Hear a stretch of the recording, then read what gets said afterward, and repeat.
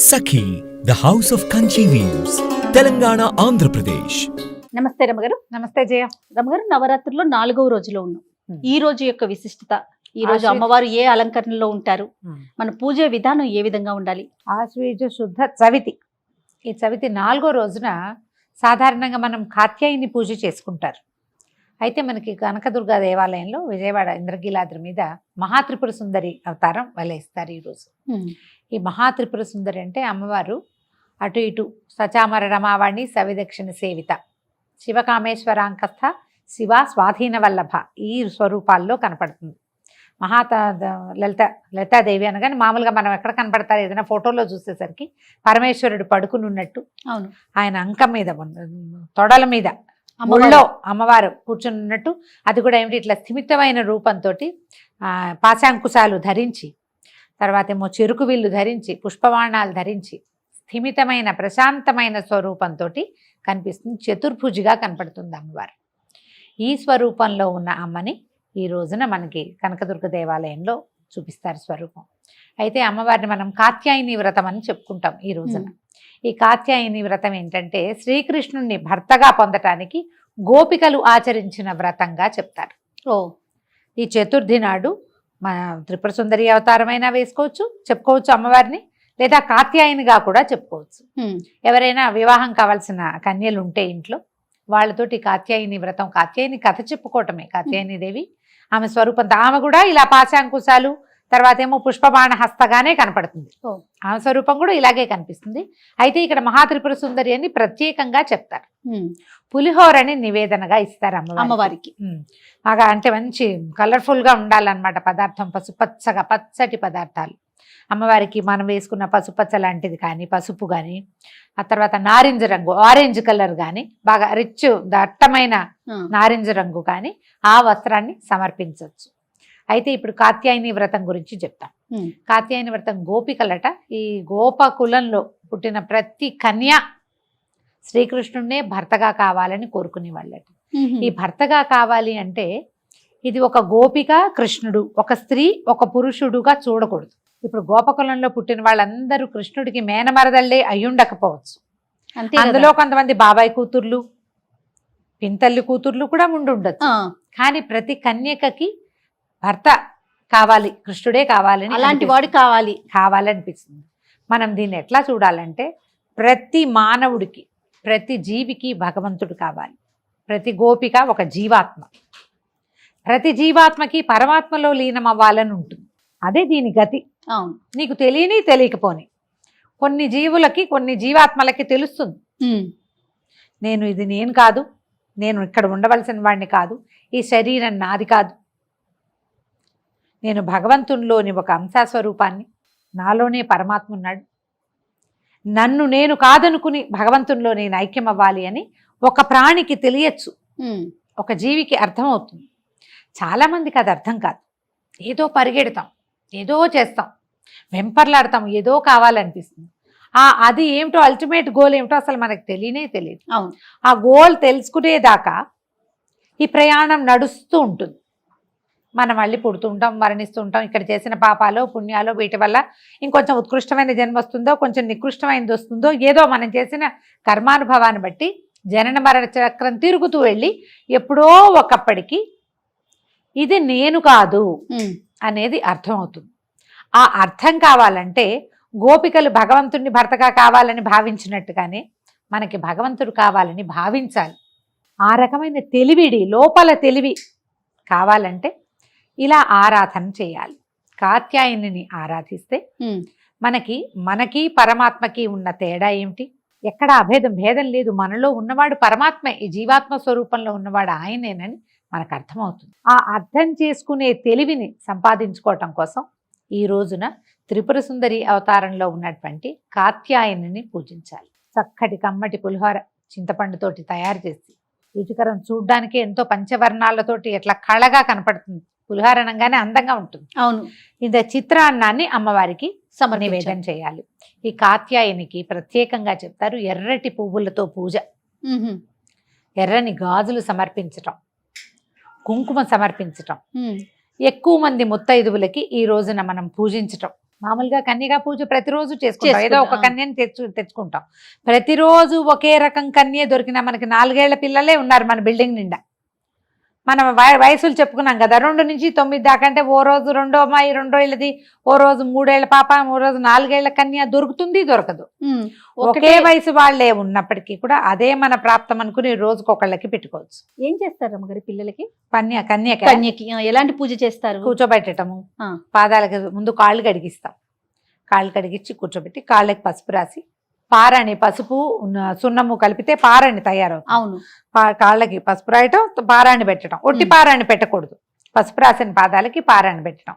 తర్వాత కుంకుమ, తర్వాత కాటుక, బుగ్గన ఒక చుక్క, తర్వాత తల ముడవటం, జుట్టు ఉంటే చక్కగా దుబ్బి కాసిన పువ్వులు పెట్టడం. అమ్మవారిని అలంకరించడమే ఇది.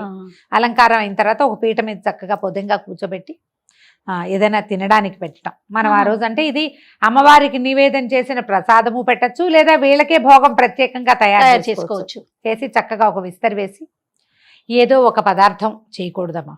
ఎప్పుడు కూడా 4 పదార్థాలు మనకు విస్తరి కళగా కనపడాలి. పిల్లలు చేయి విడిచి తీసుకునేలాగా చేయాలి. వాళ్ళకి నచ్చిన పదార్థం ఏదైనా. మన పక్కింట్లోనే ఒక పాపాయి ఉందనుకోండి, తనకి ఏమి ఇష్టము, కొంతమంది పిల్లలు బంగాళదుంపలు ఇష్టం, బంగాళదుంపల కూర, అన్నము, చారు, పెరుగు, కాస్త ఏదైనా తీపి పదార్థం. వాళ్ళు అవేమి తినరు, ఏదో ఉప్మా లాంటివి తింటారు, పులిహారే తింటారు పిల్లలు. చాలా మంది పులిహార కనపడుతుంటే పులిహారే తింటామంటారు. పులిహారతో పాటు ఒక పులిహార పెట్టకుండా దాంతో ఏదైనా తీపి పదార్థము, ఒక చిన్న బిళ్ళ పెరుగు, అన్నము, ఇలాంటివి తినిపించడం. ఆహారం తీసుకున్న తర్వాత చక్కగా మళ్ళీ బొట్టు పెట్టి బట్టలు పెట్టడం. ఏదైనా అలంకరణ సామాగ్రి ఉంటే సాధారణంగా ముందు అలంకరణ సామాగ్రి అన్నీ ఇచ్చి అప్పుడు భోజనం పెడతాం. ఆ తర్వాత తాంబూలం ఇచ్చాక కొంతమంది ఇష్టపడతారు, ఇష్టపడరు, కానీ హారతి ఇస్తే చాలా మంచిది పిల్లలకి. ఏ కన్యకైతే మనం పూజ చేసుకుందాం అనుకున్నామో, కన్యా పూజన చేస్తాం కదా, ఆమెకు ఒక హారతి ఇచ్చి తర్వాత ఆమె చేతికి అక్షింతలు ఇచ్చి అక్షింతలు వేయించుకోవాలి పిల్లతో. ఆ కన్యకతోటి మనం అప్పుడు కుమారి స్వరూపం, ఆవిడే బాలా స్వరూపంగా పెట్టుకున్నాం కదా, ఈ బాలా స్వరూపానికి నమస్కారం చేసుకుని తదుపరి జన్మల్లో అయినా నాకు భగవంతుడిని చేరే దారి, నీ దగ్గరికి వచ్చేసే దారి చూపించమని. ఇప్పుడు దసరా ఏ పండగల్లో అయినా కూడా మనకు దేవతార్చన ప్రధానాంశంగా ఉంటుంది. ఏ పండుగ అయినా వండుకోవటం తినడమే మన జీవితోధ్యాయం అయినప్పటికీ ఖచ్చితంగా దైవారాధన ఉంటుంది. ప్రతి దైవారాధనలోనూ మనం సాధారణంగా ఏం చేస్తాం, ఏదో కోరికలు, మా పిల్లల పైకి రావాలి, మా ఆయన వృద్ధిలోకి రావాలి, మా వ్యాపారం పెరగాలి, నాకే బంగారం కావాలి, బట్టలు కావాలి, ఇల్లు కావాలి, వాకిలు కావాలి, ఫారిన్ ట్రిప్ కావాలి, ఏవో అడుగుతాం జయ. అవునండి, ఇవే వస్తూ ఉంటాయి. అవును. అయితే పండగలకి మనం ఎప్పుడైనా సరే ఈ రోజుల్లో ఇది కోరితే వస్తుంది అలాంటివి చెప్పం. ఇది ఇప్పుడు చేయాల్సింది అంతే. కోరికలతో సంబంధం లేకుండా నువ్వు కోరుకుంటావంటే ఎక్కడ ఏది కోరుతావో నీకు లభించాల్సింది లభిస్తుంది అంతే. కాకపోతే ఈ దైవారాధన ఈ సమయంలో ఇది చేయాలన్న నియమం ఉంది మనకి. ఇదే కన్యా పూజ మనకి ఎక్కడైనా సంవత్సరంలో చెప్పబడిందా? ఎక్కడ చూడమ్మా. చూడు, దానాలు ఉంటాయి, అన్ని దానాలు అన్ని పండగలకి దానం చేయండి, దానం చేయండి చెప్తారు. అవును. కానీ విశేషించి కన్యా పూజ, శివాసిని పూజ ప్రత్యేకంగా చెప్పేది ఇప్పుడు దసరా పండుగల్లో. ఎందుకంటే ఇప్పుడు ఈ ఆద్య శక్తి యొక్క, చైతన్య శక్తి యొక్క ఇది అంటే బలం ఎక్కువగా ఉంటుంది, ఆమె ప్రసన్నత ఎక్కువగా ఉంటుంది. ఇప్పుడు ఈ ప్రసన్నత అంతా ఎందుకు మనకి? మనం ఏదో ఈ చిన్నవి మనకు కావాల్సిన మెటీరియలిస్టిక్ థింగ్స్ సంపాదించుకోవటము, తాత్కాలికమైన ప్రయోజనాలు ఇచ్చేది కాదు, శాశ్వతమైన ప్రయోజనాన్ని ఇవ్వగలిగే శక్తి ఉన్న రోజులు కాబట్టే ఈ నవరాత్రులు ప్రత్యేకంగా చెప్తారు. ఒక నవరాత్రి కాదు, మనకి 4 నవరాత్రులు ఉన్నాయి. 2 మనం ప్రఖ్యాతంగా చేస్తాం. గుప్త నవరాత్రులు మనం ఇప్పుడు చెప్పుకుంటున్నాం, కానీ అది అందరూ చేసేవి ఎక్కువగా అవలంబించేవి కాదు. అది ఎవరు చేస్తారు? కేవలము ఆ మంత్రోపాసనం ఉన్నవాళ్ళు మాత్రమే. మనకు అసలు అక్కర్లా అవి. ఈ ప్రఖ్యాత 2 నవరాత్రుల్లోనూ చైత్ర నవరాత్రుల్లో మనం విశేషించి చేసేది ఏం లేదు. అవునండి, గుళ్ళల్లో చేస్తారు, ఇళ్లలో చేసేది ఏమీ ఉండదు. మా రామాయణం చదువుకోండి, మనమే రామాయణం చదువుకోండి అని చెప్తూ ఉంటాం. కానీ మనం చేయలేం మన చిన్నప్పుడు. కానీ మన చిన్నప్పుడు కాదు, మన తాతల నాటి నుంచి దసరా 10 రోజులు చేయటం ఉన్నది. ఈ 10 రోజుల్లోనే ఈ ఆద్యశక్తి అయిన చైతన్యము ఉత్తేజితంగా ఉంటుంది. ఈ ఉత్తేజితంగా ఉన్న శక్తిని మనం ముట్టుకుంటే, ఇప్పుడు ఏదైనా ఒకటి రెడీగా ఉన్నదాన్ని పట్టుకుంటే ఎంత సులువు. ఆ రెడీగా ఉండే శక్తి ఈ రోజుల్లో ఉంది కాబట్టి ఇప్పుడు ఇది చెప్పబడింది. కాబట్టి చక్కగా ఈ 10 రోజులు చేయగలిగినంత దైవారాధన చేయండి, ఉండగలిగినంత ప్రసన్నంగా ఉండండి, ఉండగలిగినంత ప్రశాంతంగా ఉండండి. ఎంత ప్రార్థన చేస్తే అంత అంత. ఫలితం లభిస్తుంది. ఈ ఫలితం అంటే నీకు కావాల్సినవే కాదు, నీకు రావాల్సినవి ఏవేవో ఉంటాయి. అది కదా అవన్నీ ప్రధానం వస్తాయి. కదా రమ్మగారు. అంతే, మనకు కావాల్సిందే కాదు కదా, రావాల్సింది రావాల్సింది important. రావాలి కదా. అది తప్పకుండా వస్తుంది. కాబట్టి ఈ రకంగా లలితా త్రిపుర సుందరి స్వరూపంలో ఉన్న మహాత్రిపుర సుందరిని ఆరాధన చేయండి. కన్యలు ఉంటే గనక, అంటే వివాహితులు అవివాహిత కన్యలు మన ఇంట్లో ఉంటే వాళ్ళతోటి ఈ రోజున కాత్యాయని స్వరూపాన్ని ధ్యానించుకుని లలిత అష్టోత్తరం చదువుకోవచ్చు. ఏదైనా మనకు కావలసిన స్తోత్రాన్ని చదవగలిగినంత చిన్న స్తోత్రాన్ని అయినా చదువుకుని అమ్మవారిని అర్చించండి. ఈ రోజున మనం వడపప్పు పానకం రోజు పెడతాం. పళ్ళు ఫలాలు నివేదన చేయండి, పులిహోర నివేదన చేయండి. ప్రధానంగా పులిహోర నివేదన చేస్తే మంచిది. ఈ నవరాత్రులు శరన్నవరాత్రులు మొత్తం మీద కూడా పలానా ఆలయం దర్శించుకుంటే చాలా, అంటే దర్శించుకోవాలి అలా అనుకునేటువంటి ఆలయాలు ఏమన్నా ఉన్నాయా? ఏ అమ్మవారి ఆలయాన్ని దర్శించినా మంచిదే జయ. కనీసం మన పక్కనే ఉన్న మన గ్రామ దేవత చిన్న గంగానమ్మ దేవాలయాన్నైనా చూడండి. ఎందుకంటే శక్తి ప్రసన్నంగా ఉంటుందని చెప్తున్నాం కాబట్టి అన్ని చోట్ల అదే కదా ఉండేది. అంతే, ఒక స్వరూపంలో కనపడుతుంది. అక్కడికి వెళ్ళి నమస్కారం చేసుకుంటే మంచిది.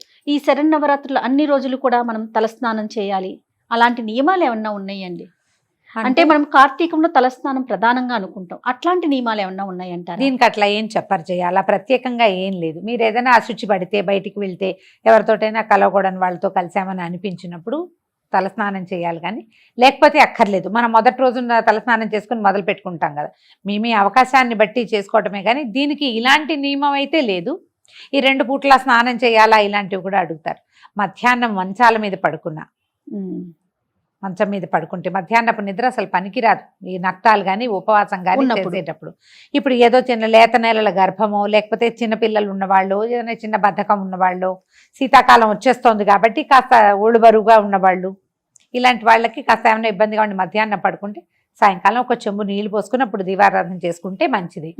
వస్త్రాలు మార్చుకోవడం, కాళ్ళు చేతులు మొహం కడుక్కుని బట్టలు మార్చుకున్నా పనికొస్తుంది. ఈ నెత్తి మీద నీళ్లు అనేది సువాసినికి ప్రతిరోజు తల స్నానం అసలు చెప్పబడలేదు. సువాసిని తొలి రోజున మొదలు పెట్టుకునేటప్పుడు చేసుకుంటే, అంటే భర్త ఉన్నవాళ్ళు, ముత్తైదువుగా ఉన్నవాళ్ళు కొంచెం పసుపు రాసుకుని కంఠ స్నానం, మామూలు స్నానం చేస్తే సరిపోతుంది. మీ అవకాశాన్ని బట్టి రోజు తల తడుపుకుంటే దసరా పండగ, పెద్ద పండగ వచ్చే లోపల మీకు జలుబో జ్వరమో ఏవో వస్తాయి. సీజన్ మంచిది కాదు కదా, కాబట్టి మీ అవకాశాన్ని బట్టే. కానీ ఇక్కడ ఆ నియమం లేదమ్మా. రోజు నెత్తి మీద నీళ్ళు రాత్రి మంచం మీద పడుకున్నాం కాబట్టి పొద్దున్న తల మీద పోసుకోవాలన్న నియమం లేదు. మీరు పడుకున్నా కూడా, మంచం మీద పడుకున్నా ఉదయం మీరు పసుపు రాసుకుని కంఠ స్నానం చేయొచ్చు, దానికి ఏం తప్పు లేదు. రమ్మగారు, అవివాహితులు కానీ వితంతువులు కానీ ఈ పూజా విధానంలో పాల్గొనొచ్చు అంటారా? చక్కగా పాల్గొనొచ్చమ్మా, బ్రహ్మాండంగా చేసుకోవచ్చు. కన్యలు గనక పూజ చేసుకుంటే, కన్యలు మన ఇంట్లో పిల్లలు, పెళ్లి కాని పిల్లలుంటే వాళ్ళతో తాంబూలం ఇప్పించండి, నమస్కారం చేయించండి, లలితా సహస్రనామం చదివించండి, అమ్మవారికి పూజలు అన్ని చక్కగా అలంకారం వాళ్ళతో చేయించండి, శుభం జరుగుతుంది. వితంతువులైనా భర్త లేకపోయినా పూజా విధానానికి ఏ తప్పు లేదమ్మా. వాయినాలు అవి ఇవ్వకుండా ఉండటం ఒకటే తప్పిస్తే అది ఒప్పుకోదు సమాజం కాబట్టి.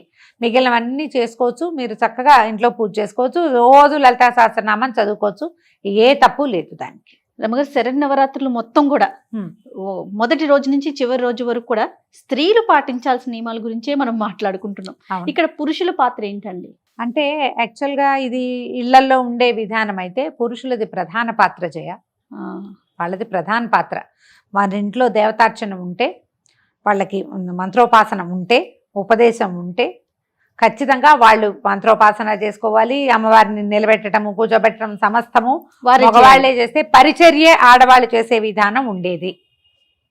ఇప్పుడు కూడా కొన్ని కుటుంబాల్లో అలానే ఉంటుంది. ఖచ్చితంగా మగవాళ్లే ఇదంతా చేస్తారు. పరిచర్య, ప్రసాదం, నివేదనలు, వంట చేసి పెట్టడము, కావలసిన హారతులు, దీపారాధనలు అన్నీ తయారు చేయటం, పువ్వులు తయారు చేయటం, అమ్మవారిని అలంకరణ చేయటం. కానీ అమ్మవారిని కూర్చోబెట్టడము, ఆమె యొక్క అష్టోత్తరాలు, పూజా విధానము సమస్తము మగవాళ్లే చేస్తారు. వాళ్ళ ఇంట్లో ఉండే పద్ధతమ్మా. ఇప్పుడు ఇది సార్వజనీయమైన సంగతిగా అయిపోయింది. అందరూ ఇప్పుడు మంత్రోపదేశం ఉండాలి, మగవాళ్లే చేయాలి, ఈ రకమైనవి ఉన్న వాళ్ళు ఉంటారు, లేని వాళ్ళు ఉంటారు కదా. ఎవరైనా చేసుకోవాలని ఆశపడతారు కదా.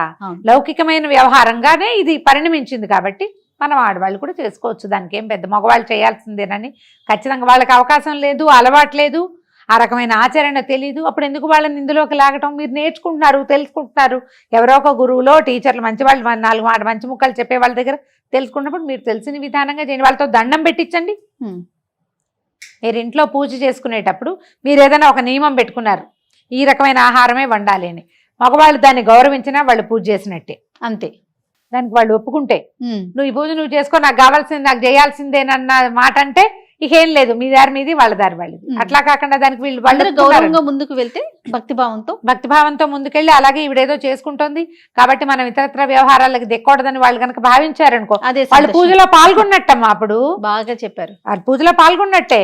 వాళ్ళే దీపం పెట్టకపోయినా కూడా ఒప్పుకున్నారు కదా, ఒప్పించుకోండి. అంత మాత్రం పూజ చేయాల్సిందేనని పెట్టుకోకపోయినా ఇంత మాత్రం ఒప్పించినా కూడా వాళ్ళకి కూడా ఫలితం లభిస్తుంది తప్పకుండా. సంతోషం రామ్ గారు, నమస్తే. నమస్తే. Anchor's dress courtesy by Saki.